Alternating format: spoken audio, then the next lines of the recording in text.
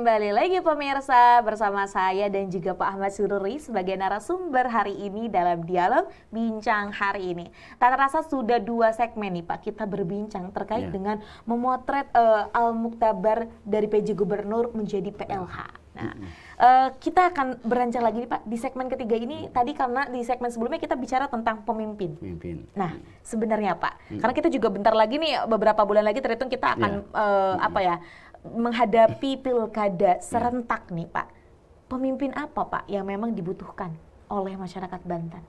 Ya, pemimpin yang memang concern terhadap permasalahan masyarakat Banten, ya, terutama pembangunan ya. Beberapa daerah di Banten kan masih cukup tertinggal. Iya, betul. Lebak, Pandeglang, Kabupaten Serang ya, itu harus segera diatasi ya, disparitas pembangunannya, concern ke sana. Karena lagi-lagi kita bicara suatu daerah yang maju kan dilihat dari infrastrukturnya Mbak, ya kan, kemajuan infrastrukturnya gimana. It's okay, mungkin dari sisi sumber manusia oke misalkan. Tapi kalau misalkan pembangunannya sendiri tidak terlihat secara tangible, secara fisik, ya orang bisa menikmati apa gitu ya. Itu yang pertama. Jadi concern terhadap pembangunan, terutama daerah-daerah yang memang daerah selatan ya, concern ke situ. Kemudian yang kedua, pemimpin di Banten itu pemimpin yang memang mampu memahami ya, menyelami ya, tadi saya katakan sosial kultural Banten ya. Agar apa sih? Agar tantangannya tidak terlalu berat gitu ya. Ketika menghadapi masyarakat Banten yang notabene beragam ya. Betul. Ciri-ciri keras jawarannya kan muncul. Kadang terlalu apa ya? Ya maaf tanda kutip sembrono gitu ya. Sembrono, tapi kan positif ya. Ingin menunjukkan gitu. Ini penting ya bagi seorang pemimpin di Banten ya, memahami sosial kultural di Banten gitu ya. Yang ketiga kemudian ada istilah namanya jangan jumawa ya, jangan ngajawara di Banten tuh. Ini terkait dengan komunikasi publik ya ke masyarakat itu. Nah, membumi, rendah hati gitu ya. Jadi memang ini penting buat seorang pemimpin ketika dia melakukan pendekatan ke masyarakat. Jangan gunakan pendekatan politik, tapi gunakan pendekatan sosial dan kultural. Karena kalau kita melihat Provinsi Banten sendiri ya Pak ya, masyarakatnya beragam. Beragam. Kita punya 8 kabupaten dan kota di Provinsi Banten. Ya. Ada yang benar-benar kata kita makidul banget, ada yang emang kota banget nih Pak.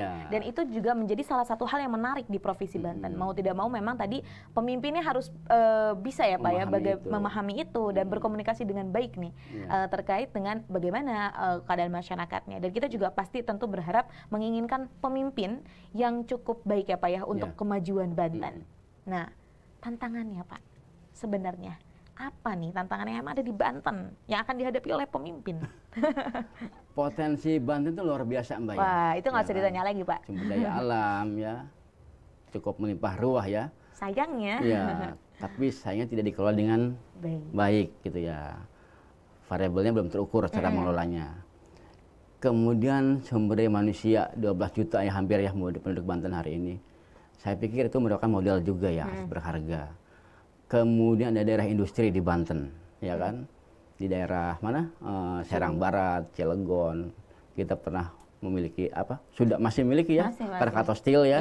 Itu kan cukup potensial tuh membuat masyarakat Banten bisnisnya kan bisa memasuk tenaga kerja ya sebanyak-banyaknya. Kemudian juga ada Tangerang ya, daerah-daerah yang memang cukup metropolis ya, beberapa pusat bisnis di situ, ekonomi bisnis ya, itu kan potensi besar ya. Kemudian jangan lupa ada potensi pariwisata, ya kan, daerah Pandeglang, Lebak itu kan cukup bagus jika dikelola dengan baik. Nah, tinggal bagaimana memanajenya, tinggal bagaimana membuat potensi tersebut menjadi punya nilai tambah bagi masyarakat. Itu yang belum dilakukan secara maksimal oleh pemimpin Banten dari yang pertama sampai hari ini saya nilai. Belum signifikan terlihat ya Pak ya. Padahal kalau semisal tadi kita melihat Banten ini punya potensinya banyak banget ya Pak ya. Dan kalau semisal SDM-nya rendah katanya, dan itu adalah salah satu PR pemerintah ya Pak ya. Bagaimana untuk meningkatkan kualitas SDM? Potensi tadi didukung dengan yang tadi itu, kemampuan pabrik yang bagus. Ya kan? Kemudian pendekatan sosial yang bagus ke masyarakat. Jika satu daerah misalkan tempat pariwisata tidak berkembang, apa problemnya? Masyarakatnya kah? Tempatnya kah? Pendatangnya kah? Pengunjungnya kah? Nah, yang akan kita lihat kan penduduknya dulu nih, pendekatan pemimpin dulu ke sosial kulturalnya. Saat ini kan belum pernah dilakukan, ya kan? Kita lebih prioritasnya ke pengunjung, bagaimana mereka bisa menikmati. Nah, sementara si penduduk aslinya terabaikan. Itu, jadi memang karena tadi saya mengatakan Banten unik dalam konteks masyarakatnya ya. Nah, makanya butuh pendekatan yang memang cukup berbeda ya cara pendekatannya. Baik, Pak. Tak terasa nih. Yeah. Kita nih perbincangan di segmen ketiga nih sudah selesai nih Pak. Tapi sebelum menutup perbincangan kita hari ini Pak, boleh sampaikan closing statement kepada pemirsa setia Sultan TV terkait dengan tema kita hari ini, memotret efisiensi PJ Gubernur menjadi PLH. Ya, baik, terima kasih Mbak Rida dan semuanya. Jadi memang fenomena ya dari PJ Gubernur menjadi PLH ini kan merupakan fenomena yang memang menunjukkan bahwa tidak boleh ada kekosongan kekuasaan ya dalam suatu jabatan atau pemerintahan. Pertama saya mengatakan mau tidak mau, suka tidak suka, kita mesti menerima bahwa memang Pak Al-Muktabar merupakan pemimpin kita hari ini, ditunjuk menjadi PLH, tinggal menunggu legalitas atau SK ya dari Kemendagri ya untuk menunjukkan bahwa memang Pak Al resmi sebagai PLH Gubernur Banten. Yang kedua, kita kembali kepada tujuan pembentukan awal Banten berdiri.